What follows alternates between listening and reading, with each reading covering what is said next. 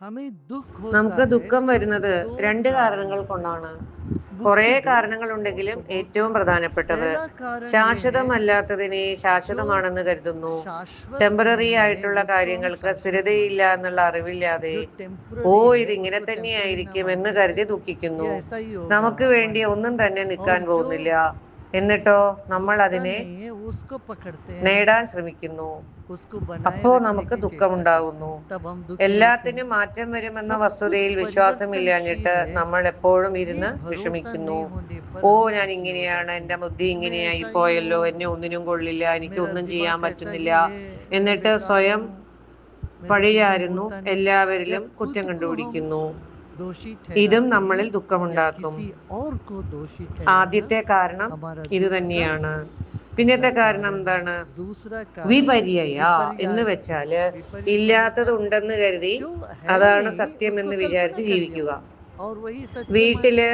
घर पे ഒരു कोई പുതിയ सफाई करने आए, दूसरे दिन आपकी चाबी खो गया या ജോലിക്കാരി कुछ खो വീട് गया, വൃത്തിയാക്കാൻ വന്നു. आपके मन में അവര് तुरंत क्या होता വന്നതിന്റെ है, अरे രണ്ടാമത്തെ वो ദിവസം सफाई നിങ്ങളുടെ करने आई ना താക്കോല് वही ले गई, കാണാണ്ടായി. और बाद में ഉടനെ देखते നിങ്ങളുടെ हो മനസ്സെന്താ हमारी പറയുക? चाबी तो वहीं അവര് वहीं पड़ी തന്നെയാണ് हुई എന്റെ थी താക്കോലും बिस्तर के കൊണ്ടുപോയത്. नीचे। जो കുറച്ചു സമയം चीज वैसे കഴിഞ്ഞപ്പോൾ होती നിങ്ങളുടെ नहीं താക്കോല് है കിടക്കയുടെ അടിയിൽ मगर हम വെച്ച मन में वैसे സ്ഥലത്തുണ്ടായിരുന്നു. कल्पना कर लेते हैं, और അപ്പൊ इसका ഇത്രയും प्रभाव നേരം क्या होता है, നടക്കാത്ത दुख। കാര്യം ഉണ്ട് എന്ന് വിചാരിച്ച് दौर നടന്നപ്പോഴോ मनस्य माने मन में दूसरों നമ്മളിൽ के प्रति വരുന്ന कटाक्ष, ഫലം എന്താ? ദുഃഖം തന്നെയാണ്. एक तरह के कड़ुआपन। ദൗർമനസ്യ എന്ന് വെച്ചാൽ तो हमको എന്താണ്? लगता है वो हमारे दुश्मन മനസ്സിൽ है, वो എപ്പോഴും ഒരു किसके प्रति घुस വൈര്യഭാവം जाता है वो दूसरी എല്ലാവരിലും, बात है, मगर वो എല്ലാവരും घुस എന്റെ गया ना ശത്രുവാണെന്നുള്ള बस वो വിഡിത്ത ധാരണ. खुद को खाए जा रहे हैं।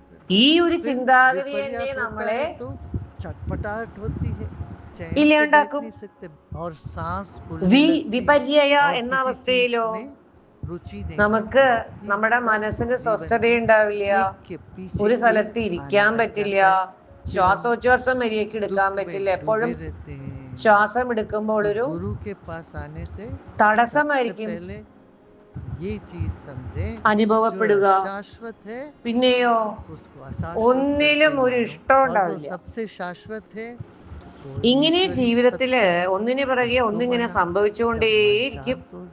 അപ്പൊ और നമ്മൾ ये എപ്പോഴും 2 बात हो ദുഃഖത്തിന്റെ जाने पर ആഴങ്ങളിൽ തന്നെയായിരിക്കും. मन चित्त प्रसन्न रहेगा। ഗുരുവിന്റെ फिर അടുക്കൽ വന്നു കഴിഞ്ഞാൽ आपके भीतर से ആദ്യം മനസ്സിലാക്കുന്നത് सकारात्मक എന്താണോ तरंग, ശാശ്വതം पॉजिटिव एनर्जी എന്ന് निकलेगी।